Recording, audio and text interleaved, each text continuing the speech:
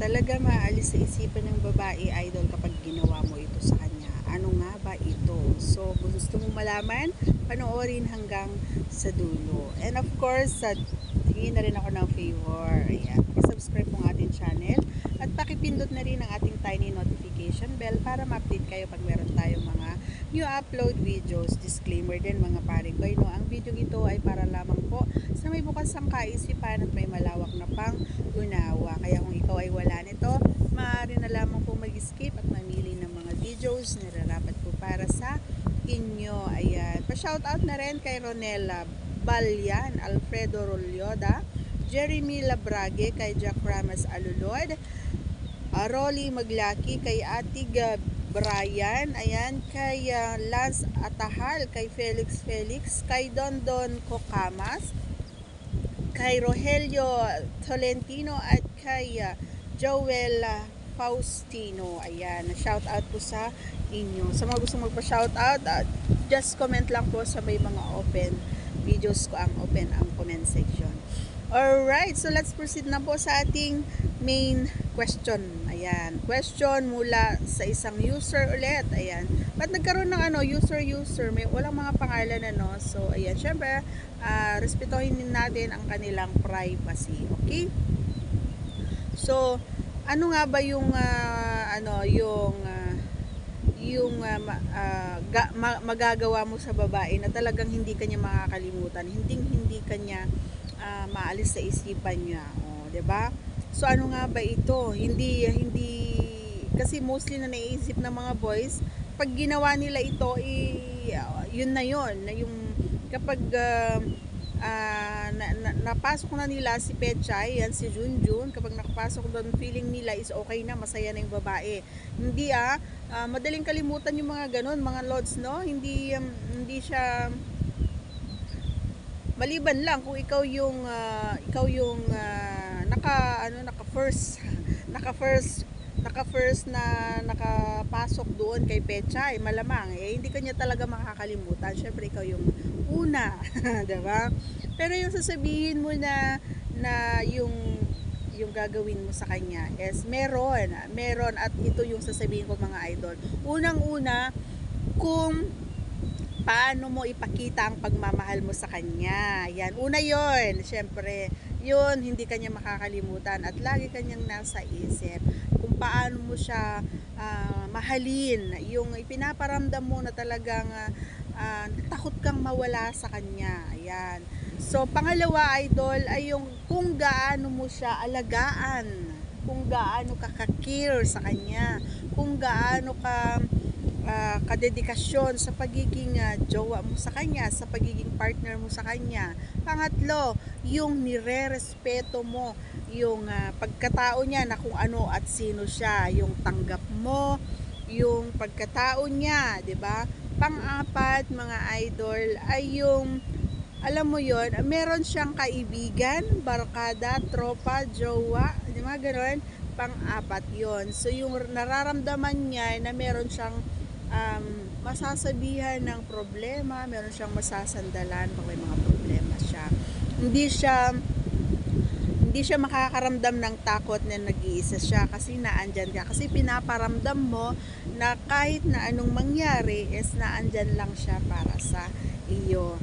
Panglima, idol, syempre doon tayo sa pinaka main na question ni idol na hindi kanya talaga makakalimutan. Kasi ako noong based on our experience mga pare ko, noong ginawa sa akin ito ng partner ko, talaga naman na hindi ko na alam mo yon, yung hindi na siya yung takot mawala sa akin, ako yung takot nang mawala sa kanya. Kasi nga sa lahat ng naging Pasko, mga BFs, mga ganyan, kahit mga BFF, ganyan, sa mga friends, ganyan, sa mga past friends ko or past boyfriends, mga ganyan, is hindi ko naramdaman yung ganitong pagpapahalaga niya sa akin.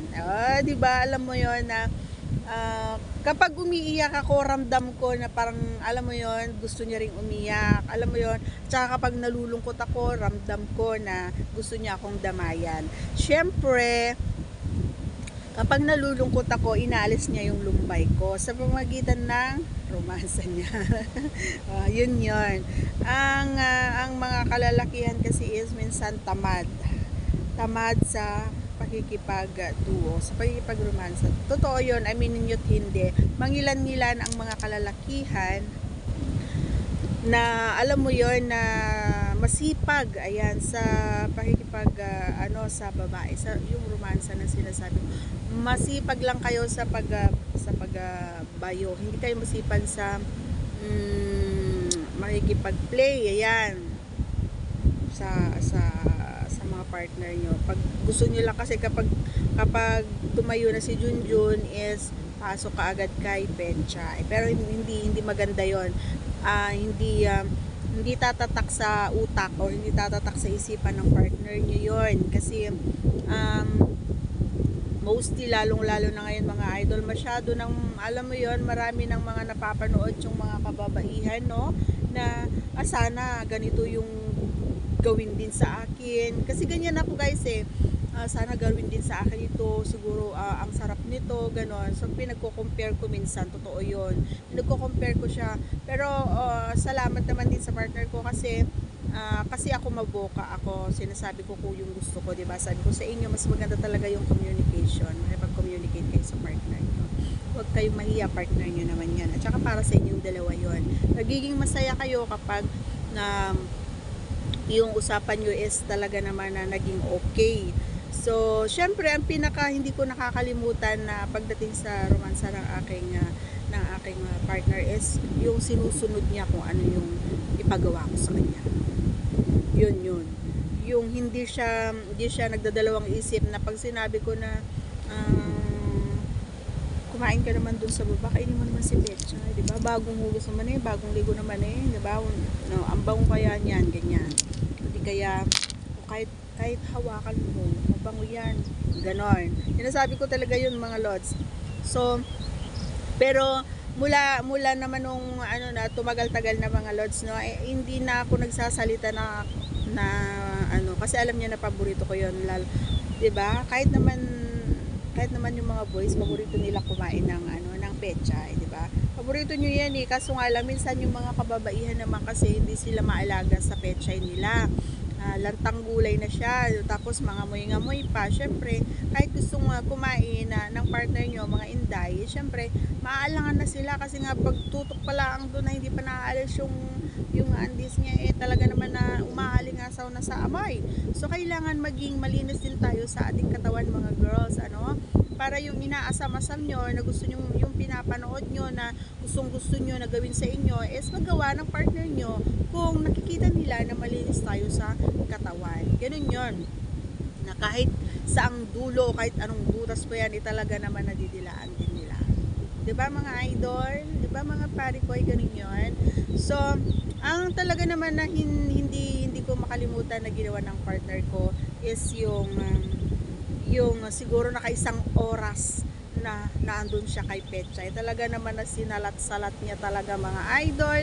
Yung talaga naman na kapag sinipsip niya yung tinggil ko, yung mani, talaga naman na napapausod pa o napapakamot ako sa niya sa likuran niya, tapos napapasabunot pa ako sa buhok niya. Oo, talaga naman. Tapos bigla kong hinahanap yung mga palad niya para lang kapitan ko na sa sobrang alam mo yon, yung kapit kamay, kumbaga kung tawagin, talaga naman hinahanap ko talaga yung kamay niya kasi nga hindi ko nakaya yung sobrang sarap ng ginagawa niya.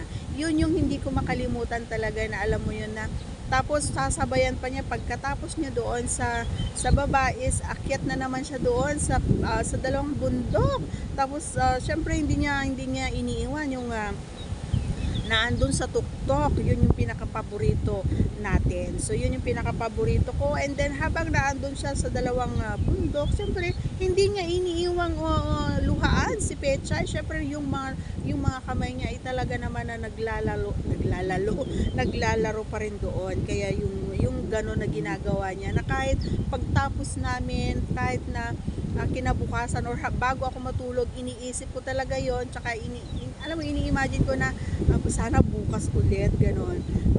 Kinabukasan, halimbawa, hindi, alam mo yon, hindi niya iniisip ko pa rin yon, sana maulit ulit. Sana ganun siya kasarap.